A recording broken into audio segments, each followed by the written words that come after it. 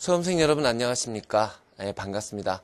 우선 이렇게 제 책을 구매해 주시고 이렇게 우리 또 시스콤의 동영상 강좌까지 신청해 주셔서 먼저 감사의 말씀 드리겠습니다. 본 강좌는요, 우선 교재도 그렇고 강좌도 그렇고요. 압축. 가장 큰 특징이 압축입니다. 그러니까 여러분 시중에 나와 있는 문제집들을 보면은 그 문제집의 두께에 먼저 막 진짜 기가 질리죠. 그죠? 근데 요거는 페이지도 얇고 그 다음에 글씨도 크고 여러분들이 공부하시기도 편하고 그러면서도 핵심적인 문제는 모두 들어가 있는 그런 문제집이라고 자부할 수 있겠습니다. 그렇지만 그런 문제 아무리 얇아도요, 여러분들이 문제집을 혼자 공부하시기에는 좀 지루한 면도 있고 모르는 문제들도 있겠죠. 그래서 요 강좌를 마련하게 됐습니다. 그래서 여러분들이 이 교재를 요 문제집을 가장 빠른 시간 안에 효과적으로 공부할 수 있는 방법, 아무래도 저자하고 같이 공부하는 방법이 아닐까라는 생각을 하게 됩니다. 그래서 최대한 강의를 단축해서 준비를 해봤습니다. 여러분 끝까지, 오늘 첫 시간인데요, 끝까지 저와 함께 하시면 여러분들이 끝날 때쯤에는 문제에 대한 자신감이 생길 거라고 확신합니다. 자, 그러면 바로 문제 들어가죠. 여러분 시간 많지 않으시잖아요, 그죠? 자, 오늘은 제1장 제1장 행정의 본질부터 같이 공부해 보도록 하겠습니다. 여러분들 교재 한번 펴보시죠. 자, 1번 문제가 이렇게 시작되고 있네요. 행정의 개념 규정에 있어서 행정관리설. 요거 여러분 잘 아시겠지만 가장 기본적이지만 가장 많이 나오는 문제죠. 그래서 우리가 이제 크게 나눌 때 공사행정 혹은 정치행정, 이원론, 이론론 나누는데 일반적으로 이제 요걸 먼저 볼게요, 여러분. 정치행정, 이원론과 이론론. 그러니까 정치와 행정이 두 개다, 하나다라는 건데, 정치와 행정을 같이 이원론으로 보는 것은 정치는 어떤 의사결정을 하는 기능이고 행정이라는 건 그저 관리. 그죠? 그래서 관리자가 붙죠? 행정관리설, 그 다음에 행정행태설, 신공공관리설.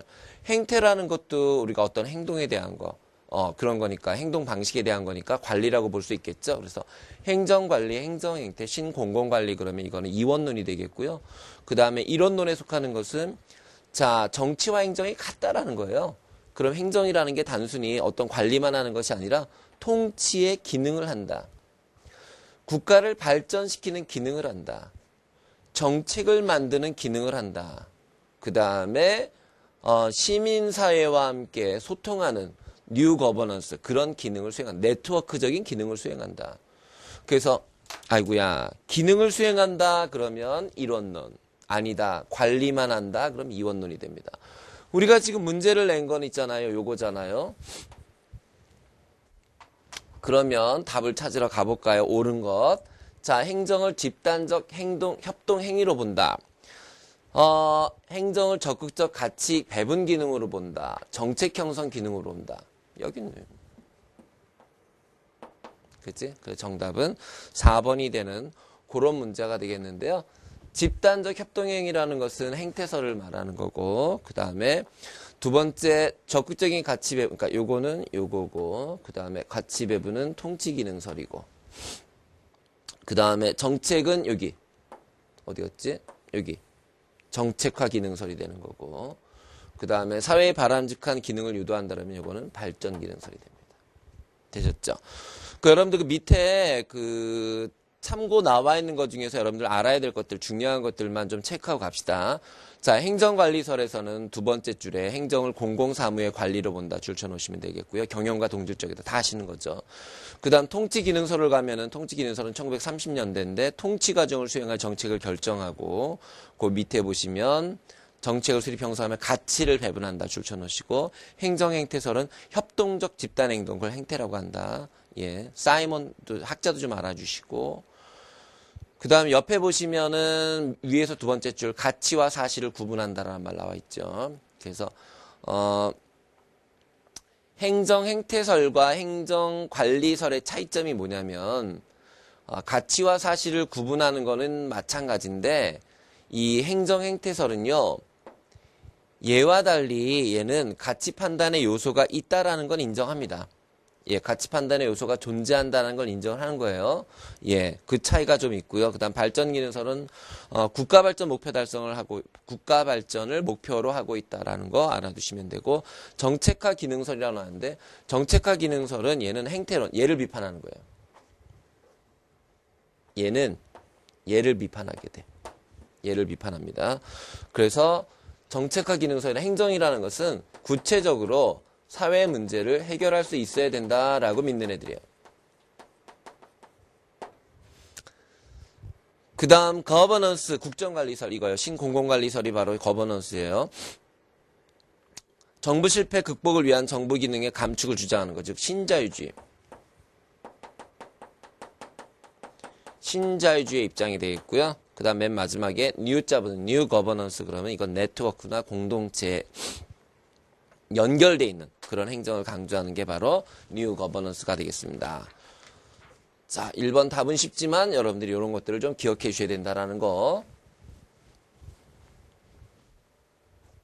두 번째 가볼게요.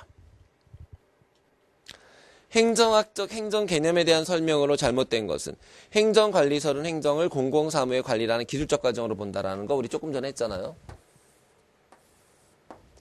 그 다음 통치 기능설은 공사행정 이원론이다 그랬는데요.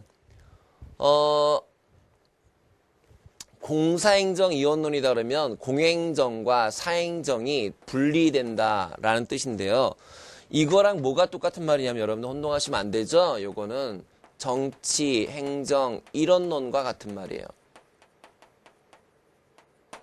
정치, 행정, 이론론과 공사행정, 이원론이 같은 말이에요. 세 번째, 행정행태설은 가치와 사실로 이원화하는 것을 조금 방금 했는데 행정행태설은 가치의 존재는 알고 있지만 어쨌든 이 두 개를 철저하게 이원화해서 사실만을 다루고자 한다. 그 중시하지 않는다 틀렸고요. 그 다음 행정행태설은 논리실증주의를 강조한다. 예, 그래서 인간 행태에 대해서 논리적으로 검증하려는 것을 그 목적으로 삼고 있습니다. 됐죠? 다음 3번 문제로 가봅시다. 자, 3번은 좀 다른 문제죠. 1, 2번은 같은 문제고요. 3번은 좀 다른 문제인데 행정 변수라고 그랬는데 우리가 행정 변수가 뭐냐면요. 우리가 나라가 이걸 행정을 해나가는 데 있어서 행정 행위에 영향을 줄 수 있는 요소들이에요.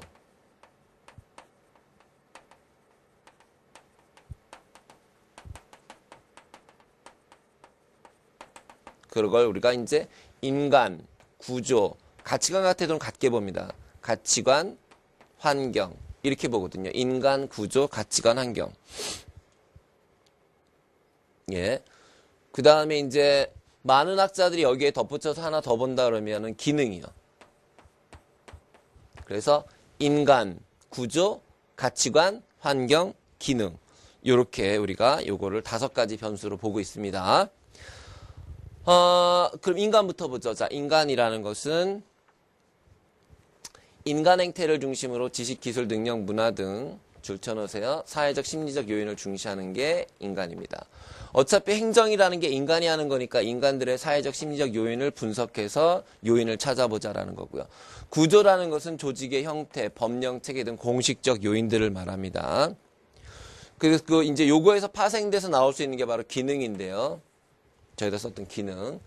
자, 기능이라는 것은 이와 같은 제도나 구조, 여기 지금 이런 구조들이 제도나 구조가 실제로 수행하는 기능에 초점을 맞추는 거예요.